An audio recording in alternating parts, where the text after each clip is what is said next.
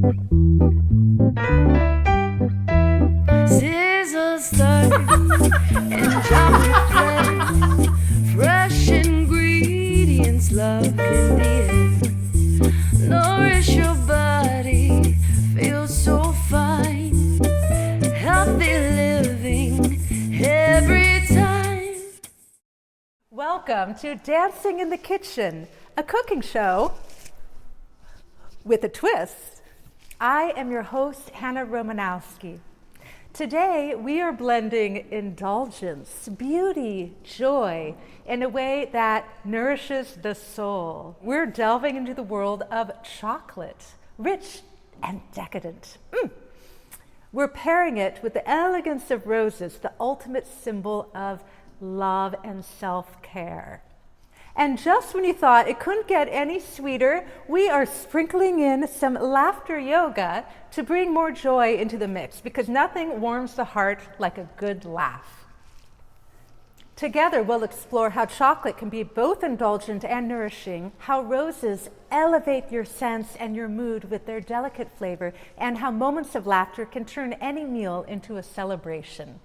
You are going to learn so much about chocolate in this episode when we bring on our guest. But first, let's talk about the other gift, roses. Why are roses symbolic of love? Roses have been celebrated as a symbol of love and romance for centuries. Their rich history is rooted in mythology and tradition. In ancient Greece and Rome, roses were linked to Aphrodite and Venus, the goddesses of love and beauty, representing passion and devotion. During the Middle Ages, roses adorned romantic literature and courtly rituals and were a symbol of deep affection. The red rose, in particular, came to symbolize eternal love, with its velvety rose petals and intoxicating fragrance. And today, roses continue to speak the language of love, inspired by poets, artists, and of course, cooks, to infuse beauty into life's most meaningful moments.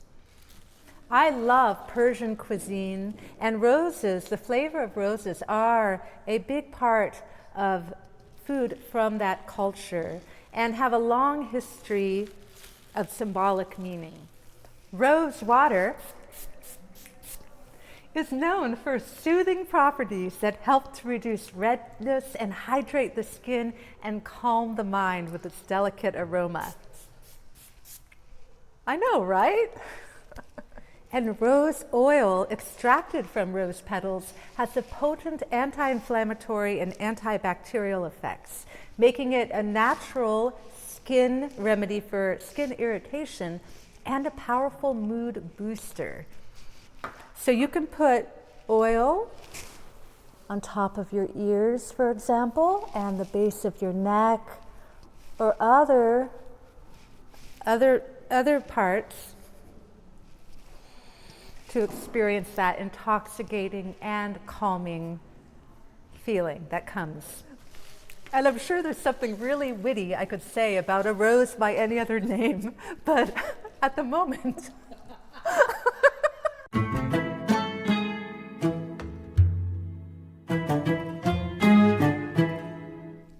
In this box lies more than a spice.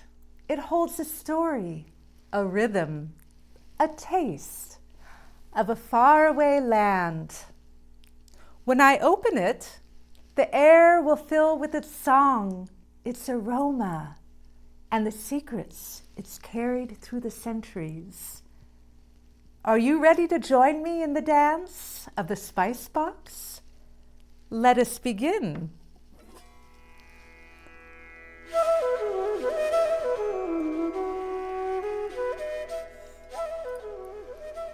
Today, let us explore the fascinating world of cardamom. Cardamom originated in the lush forests of India and Sri Lanka, mentioned in ancient Ayurvedic texts over 4,000 years ago. It was used for healing and rituals. From India, it traveled the spice routes to the Middle East and Europe, becoming a symbol of luxury. and wellness. Even today, cardamom's influence spans cultures.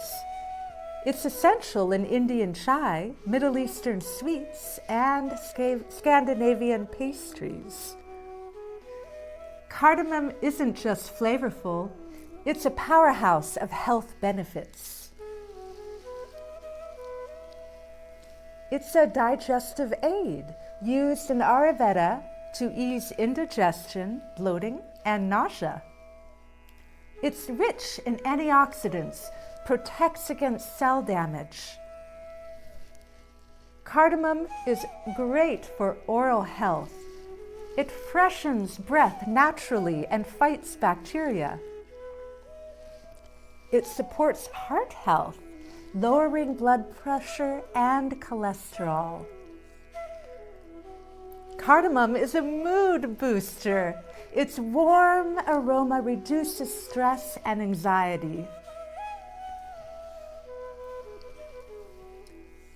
It's a respiratory relief, easing coughs and congestion.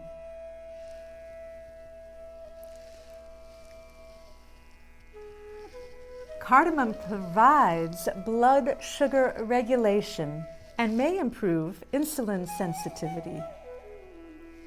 Incorporating cardamom into your life is simple. Add a pinch to your morning tea, coffee, or oatmeal. Use it in baking for cakes and cookies. Toss whole pods into rice or stews. Create a soothing cardamom infused tea for relaxation. Cardamom is more than a spice. It's a bridge between ancient wisdom and modern wellness. So next time you savor its sweet, spicy aroma, remember the history and health benefits packed in that little pod. And now, a word from our sponsor.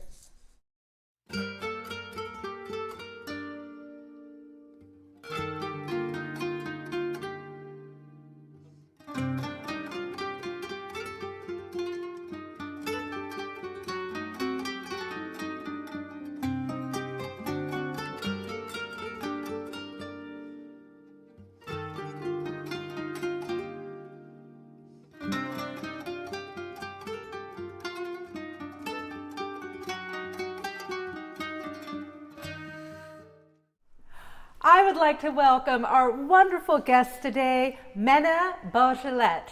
Did I say that right? Yes. Wow, that's amazing. Mena is a holistic practitioner and educator and a certified laughter yoga leader. She's a Jill of many holistic trades. Not only is she a homeschooling mama of 4 amazing girls, and they are because I've met them, she's also a professor with a special interest in the history of chocolate and a passion for nature-based, toxic-free living. Mena has authored Theobroma Cacao. Did I say that right? I'm sorry. Theobroma Cacao, an illustrated guide to all things chocolate, which covers the history of chocolate, cacao's dietary and herbal benefits, and more. She also authored 2 amazing cookbooks, one on chocolate, our favorite topic of the day, and the other is gluten-free comfort foods for nutritional density. I love that. And also a poetry collection entitled Solitudes. Saudade of a Nightingale.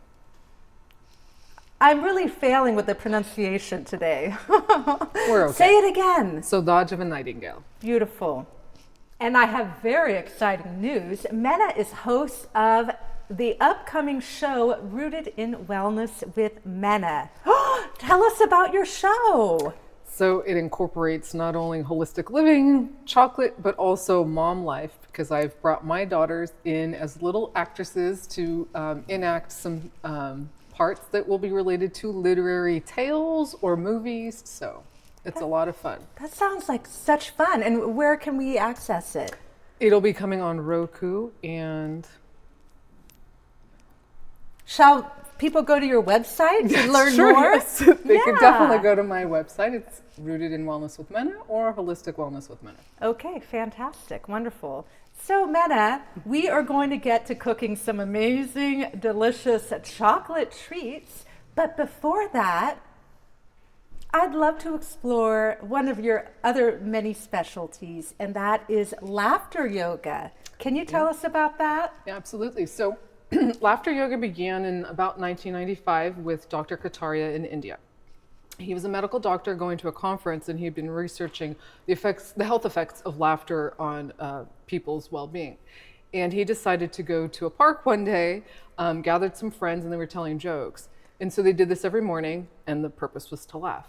At the end of the week, they realized they were out of jokes. And his friends were like, well, what do we do now? And he said, well, don't worry, just come tomorrow, and I'm going to give you, we'll have something to do. Okay. So he goes home and he talks to his wife, who happens to be a yoga instructor. And they started talking about laughter and the yogic breath, and they realized that there's a cross section. So when we laugh, we have a yogic type breath. So he went and they started doing exercises just to laugh for laughter's sake. And so that's what we do as certified laughter yoga leaders or teachers or masters. So it is laughing for the sake of laughter. There's no judgment, and you're in a safe space. So we don't laugh, in my sessions, we don't laugh at each other. We laugh with each other. Of course. Okay. So no judgment, and you just laugh. So one of the things that happens with laughter yoga is we have a rhythm. So we could start a little bit with some clapping. Shall we? Yeah. Okay. So we usually do 1, 2, 1, 2, 3. So ho, ho, ha, ha, ha. Those are the chanting parts. Ho, ho, ha, ha, ha. Ho, ho, ha, ha, ha. Ho, ho, ha, ha, ha. We're going to faster. Ho, ha, ha, ha. Ho, ho, ha, ha, ha. Ho, ho, ha, ha, ha. Ho, ho, ha, ha, ha. Very good, very good. Yay!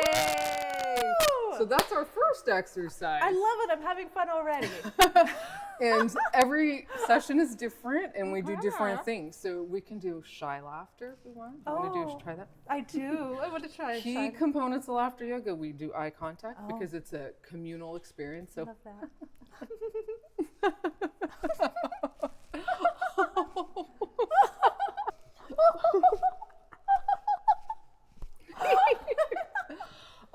So we often stretch when we're tired. Are you tired yet?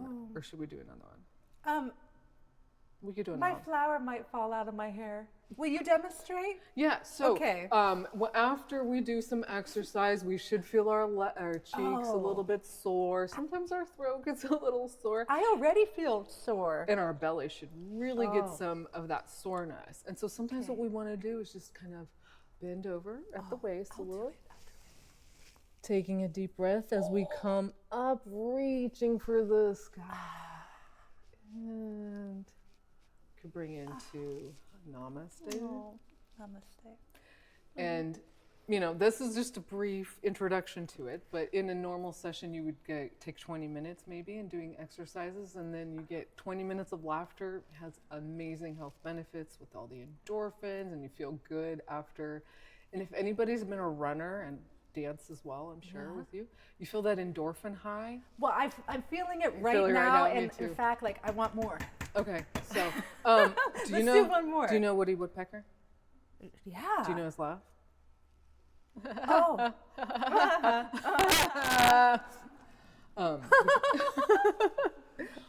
Do you know Ace Ventura's laugh? Ace Ventura's laugh. No. No, anybody or any Jim Carrey? The audience? Yeah. Oh. Yay! Okay. Thank you for sharing You're that. welcome. That is so much fun. Do you teach laughter yoga here? I do. I do Okay. teach it in the community. I've taught at the collegiate level, but usually I do private sessions. Not private, they're in a public space, but it's small session laughter yoga. Oh. And I love to do it you. with I love moms that. because moms have all kinds of things to laugh about. Oh, sure. I imagine. Yeah, we do mom laughing at kids scenarios. So, you know, because kids can have funny Kids are kinda scenarios, just funny. like pets too. Yeah. Well, thank you for sharing that You're with welcome. us. Thank you for Yes. participating with me. My pleasure. Anytime. Anytime you need. I'm always down for a good laugh. Yeah. Me too. Yeah, it's so good for your heart, It right? absolutely is. Yep. Yeah. Now there are some cautions, and somebody who's had cardiac difficulty or a heart attack, that would be an example. You have to get clearance through your doctor before participating in it. We all laugh, and it's a universal language. It's the first language that children speak. We all understand each other, but there are certain times where it's not appropriate. So within 2 to 3 months of a surgery, or having, if a woman is pregnant and has the chance of having a miscarriage or history of it, then they would want clearance with their doctors. But other than that, it's amazing for your heart. Okay, other than that, laugh away. Yeah, fantastic. Well, what else are we going to do today? There's so much fun we can have together. Yep, we're going to start talking about roses, right? Let's do it. Okay. Let's talk roses. So as an herbalist, for me, roses are amazing because we have all kinds of healing properties. So we have a deconstructed rose right here. The roses that we have these days have a lot of petals. The traditional wild rose that hasn't been hybridized only has 5 petals. So Only 5? yeah, only 5. Wow. And in the rose family, we've got pear, apple, almond, raspberry, blueberry, or not blueberry, blackberry, and strawberry. So if you look at any of those blossoms, you're only going to find 5 petals. And if you see a rose in the wild, it has 5 petals. So once the petals come off, though, right before and it depends on the region where you are, but usually what you want to do is the rose hip will toward the first frost. That's when we would harvest it. It's a vitamin C rich. It's an antioxidant, anti-inflammatory, astringent as well. So this is the rose hip, and what we're doing right now. Now this one is a commercial one. I don't advise using a commercial rose because we don't know what's been put on it or whatever to preserve at a florist. So we want wild or grown traditional. They're called wild roses. What we have here is rosehip powder, and I've got a medicinal honey, so it's really thickened because I'm probably going to end up just using my fingers. Oh, let me get you more honey. So I have a confession to make. What's that? Well, I am an herbalist and I make all kinds of remedies. Oh. But when it comes to pastilles, one of my daughters is really good at it because she has the patience to sit here and massage the rosehip powder into the honey. And so I often will assign her that her job. And so basically this is what do you want to do this? I could do it. Okay. So what we're doing is we're massaging, and there's no recipe really. We just put the rosehip powder together with the honey, and we want to use a raw honey preferably because then that has the more beneficial properties, right? And so if you could just start to massage it in. Yeah. I make big ones. My daughter makes small ones. So you Like just this. go, when it's sticking too much to you, you want to get a little bit more of the powder in. And then we can make them as small or as big as we want. Do we still need the spoon? No. Okay. Now that we've got our hands dirty. Okay. There we go. And then we go like this. Yep. How And so sweet. what we like about this is it's a natural way to get vitamin C. It's so that's the antioxidant there, but it's also anti-inflammatory. It's also astringent. So if we have a wet condition, we would use an astringent herb. And this is great for getting your vitamin C without worrying about any, capsules or pills at the pharmacy. And we're getting a biodynamic vitamin C versus a very, isolated vitamin C. With this, we're also getting the benefit of the honey. So often what we do is use this for when we have an illness like a cold or a flu. And they keep as long as, they're honey. So you want to make sure they're still smelling fresh. You can refrigerate them if you want. In my house, they never really make it very far. I bet not. So they're sweet because of the honey, but then you also have a little bit of the crunch of the rose hip powder. So did you want to try one? I would love to. Okay. Oh, They're sticking. Usually I use parchment paper, so. Okay. Cheers.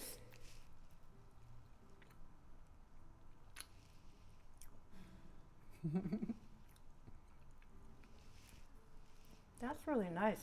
It reminds me of bee pollen because you have that the texture.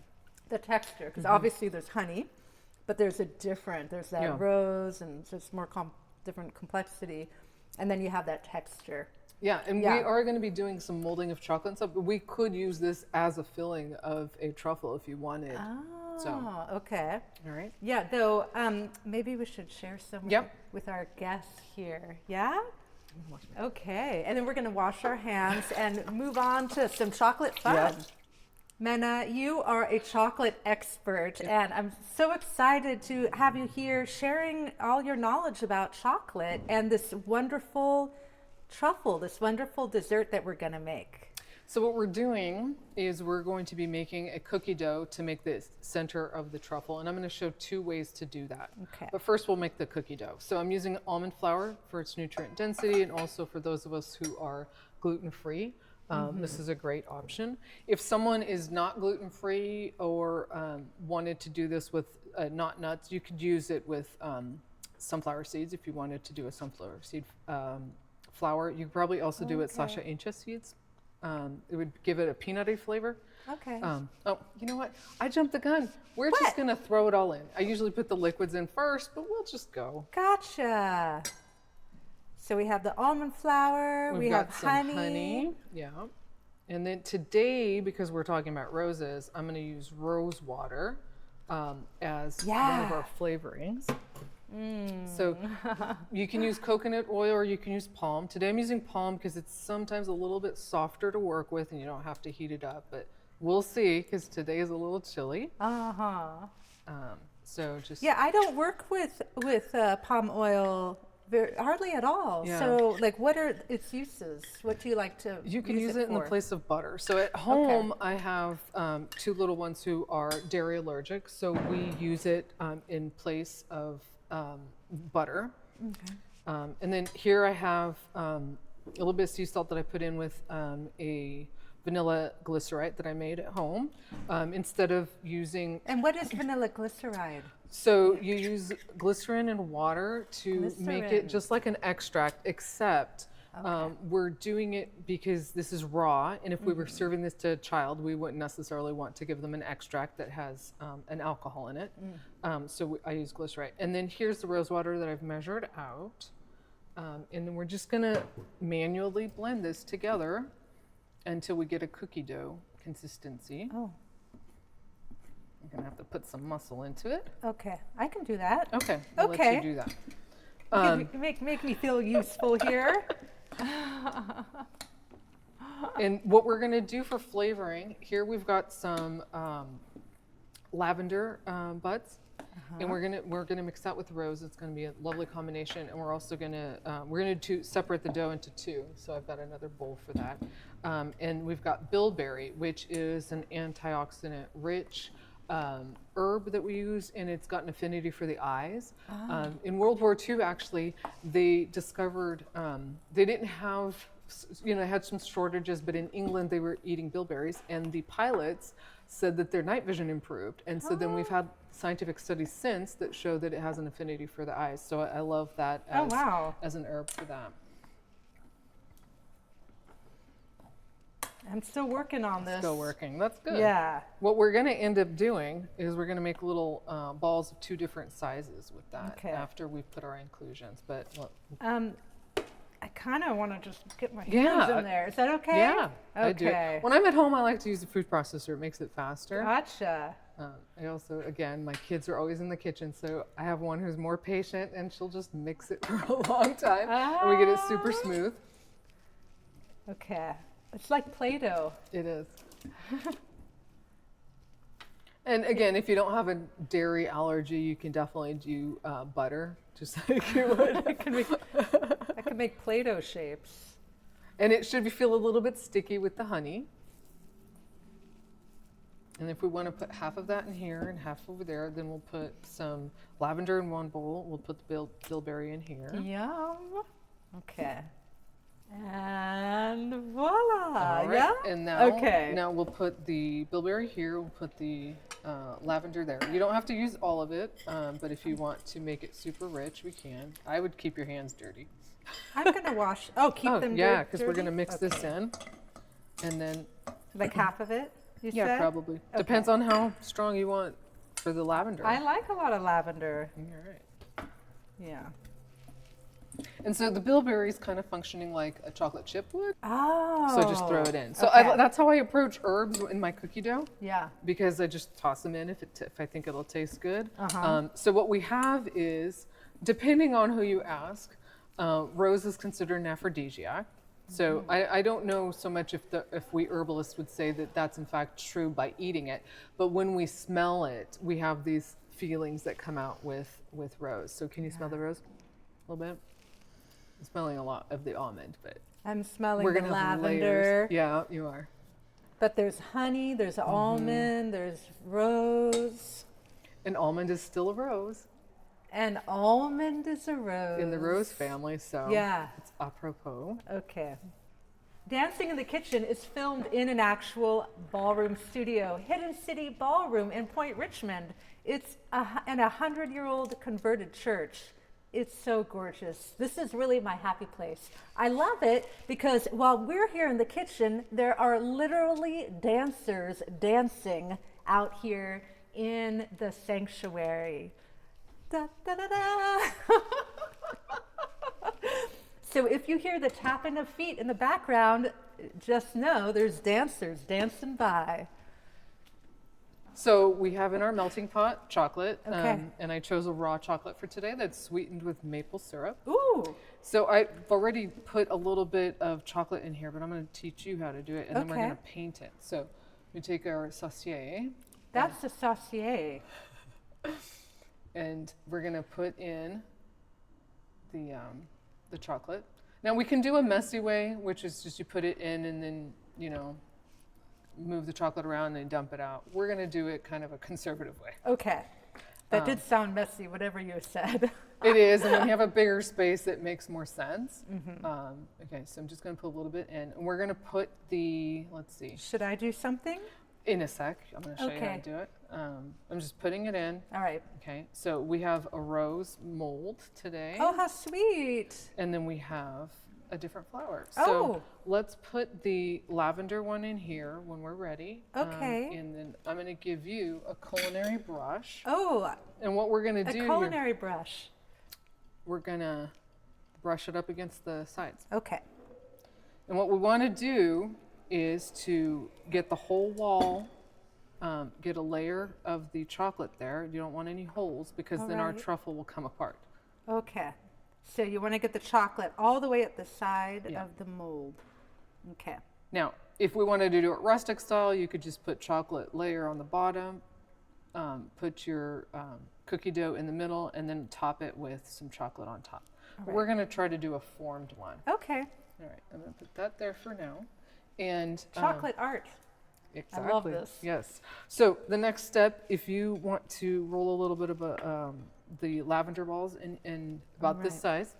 Okay. Okay. Kind of like the rose pastel Y- pastels. Yeah, and then we're going to shape them in here. Now we have these rows already done. Okay. So we're just going to put it in there. And this will be the same kind of technique if you're doing Do I put them in here? go ahead and put it there. Okay. What we want is this to be solid. It's not solid yet. So I that- see. We'll wait a little bit on that. But I see. this would be Okay. the same technique if we did a nut or seed butter cup. And we just flatten it a little bit in there. I like to flatten it, yeah. And then what we're going to do, Oh, how sweet. the next step is to put more chocolate on top. Of course. And I'm a messy chocolatier, so it gets all over. But once it dries, you could still eat it. Messy chocolatier. Yes. All right. Now, Okay, I'll wait so till we'll you're done with We'll that. do that. And then really important thing when we are doing confections and molds Mm-hmm. is we want to tap the air out. Oh, okay. And that's how we get the chocolate to move about and get into the crevices. All right. Oops. We're making a mess. And so what Wow. can happen is you don't have enough chocolate in there, so you still see the filling. So I'm going to put in some more once Hannah taps hers. Okay. Tap, tap, tap, tap, tap, tap. And when you, if you've ever watched a documentary on chocolate confection making, you see the lines will kind of move, like they shake, and that's what they're doing. They're getting the air Oh, pockets gotcha. out. Okay. Yeah. All right, so we're going to be messy with it today, and that's Yes. fine. So that's that technique, and in a sec we can pop out a mold that we've already made. All right. But I wanted to show you, if you don't have the fancy equipment, how to Yes. do it. So if you want to make some Sure. little dough balls, so Okay. you can make whatever size you want. I'm using a little cookie dough ball scooper or ice cream Right. scooper, whatever we call that. And then we've got this amazing little tool. We don't have to use this one. You can use you can use this one, and I can show you both ways. Okay. So first, let's do a Buckeye style. A Buckeye style. Okay. So It's kind of like a fondue. It's a fondue. that one stick, is. chocolate. This one Okay. isn't. Yeah. Should I use this one and do Yeah, the you same? can. Okay. So what I'm going to do is I'm kind of just putting it around. This one's going to be very messy. Oh, all right. And you can be artistic. Okay, this Okay. one's so messy. We're And you just going to can- let it be. And you can say, I meant to do that. Yep. Yeah. Or you can flip it over and hide your mistake. Oh. And then I'll just drizzle a little bit on top. Nobody will know more any better. I love that. Okay, and then I like to put a little bit of what's inside on top, just to be a way to show that it's a cookie dough truffle with bilberry. Mm-hmm. The other option, Okay. if you do have this little tool, you put your little, I'm gonna round the balls out a little bit better, the cookie dough balls. Oh, just like, that you working? know, with a fondue pot and you lose your Yep. bread or your. Anyway, there we go. And then this one, I'll be able to shake off the excess, which is nice. So then I just Oh, okay. put it on top, or we could put it all the way down, whatever way you can play with it inside. Your kids are so lucky. Seriously, what fun. Well, you know, we have lots of allergies in the house, and often I get asked, what do you do for Halloween or Valentine's Day or whatever holiday it is? And I say, well, we Yeah. make chocolate. So they know how to make it at home, and we have different pots for it. So I've shaken this off. I'm going to put that there and top it off with a little bit of the bilberry. That's If so we wanna put a sweet. little Oh, I lavender, should have put a little and we lavender. can hide the hole if Oh, we oh, want. there we go. Right, because I made a hole with my fondue stick. Yep. That's very And there we go. sweet. And that's basically the two different techniques. Now, what we can do Let's is make more. Yeah, we can, absolutely. Shall I pop some of these out? Pop some of those out, yes. Okay. I'm going to go ahead and make another one. Okay. And these ones are ready, so these are already dry. If you're seeing these at home. Oh, They're totally beautiful. messy, and I'm okay with that. Yeah, we're okay with that. Yeah, and how can people find this recipe? Actually, it's in my book. Oh, In the Theobroma Cacao, I also have. the Abroma cacao. Yes. Yes. I do also have, so we have the little rose ones. Oh, wow, that's so sweet. Look at that.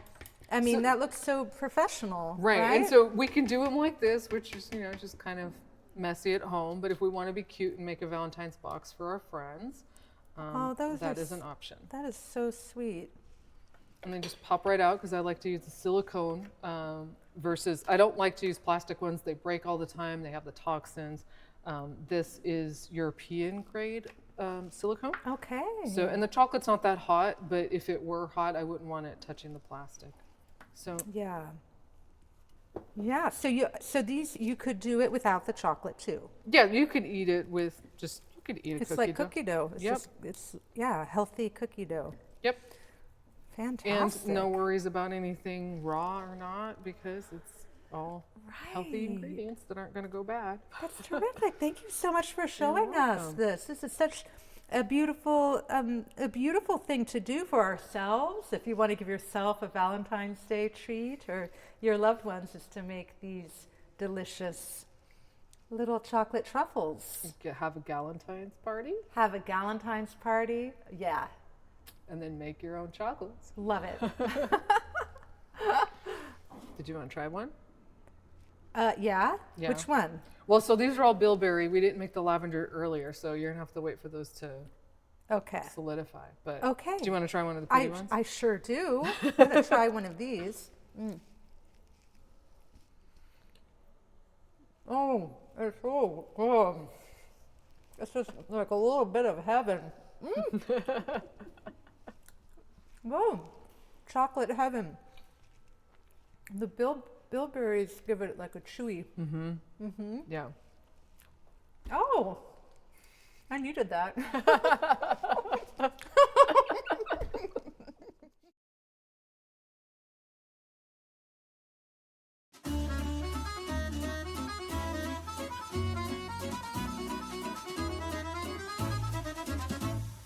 C'était le bon temps dans le palais d'antan, on allait danser toute la soirée. La valse musette, des balades au canal en revenant du bal pour boire un godet dans un petit troquet ou bien une guinguette.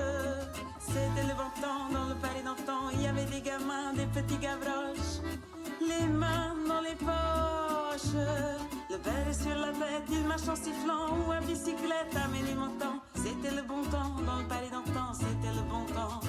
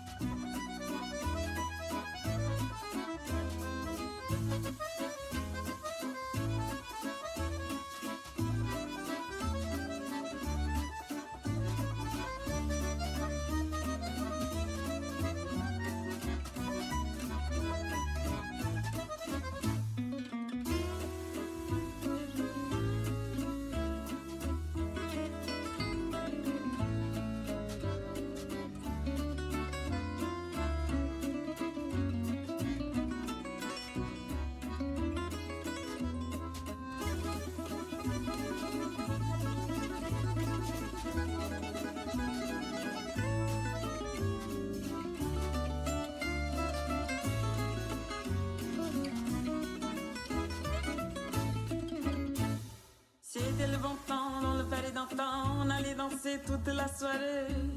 La valse musette, des balades au canal en revenant du bal pour boire un godet dans un petit troquet ou bien une guinguette.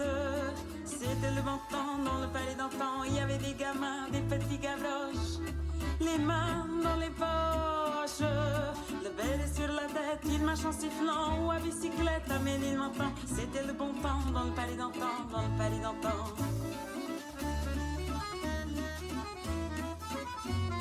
C'était le bon temps dans le palais d'antan, c'était le bon temps.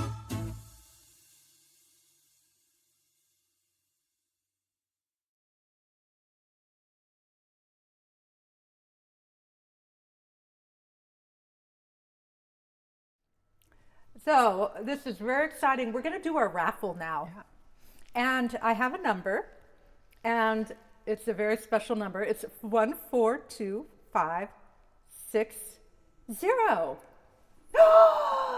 Come on down! Yay! What does Vanessa win? You've got my book here, and it has the history of chocolate and all kinds of nutrition and herb information. It has pictures that my daughters help with, and so there you are. Excited. Oh, you're welcome. So Nice to meet you too. Yeah. And for those watching from home, where can people get this amazing book? So you can either order it on my contacting me and support me, the artist or the author. That's a really or great idea. It's also on Amazon, so you can get it there. Just look up my name. Okay, great. Thank you. So I wanted to know, what is the strangest ingredient you've ever cooked with? So Unusual. my mom, when I was growing up, used to always say, in the kitchen, experiment with everything. So that's something that I've tried to do. And I think one of the oddest combinations, I don't know if it's the oddest ingredient, is that there is a salmon that is smoked with maple. And it's a jerky. And I've put it in fondue. Wow. Because people do bacon, right? Yeah. So I thought, let's see what salmon jerky tastes like. And it's actually really nice with the dynamic bet. explosion of flavors, because you don't think that salmon's going to go with chocolate, but the sweetness with the maple, they complement each other. So it's just kind of a different way to approach fondue. Wow, that is very unusual indeed. I think absolutely. Well, you should do. try it. You have the salty. Maybe Yeah. we'll have you come back and we can do salmon maple fondue with Yeah. chocolate. We could just do all kinds of fondue different. differences. Yeah. The audience's eyes are really wide right now. It's like, oh, my favorite things.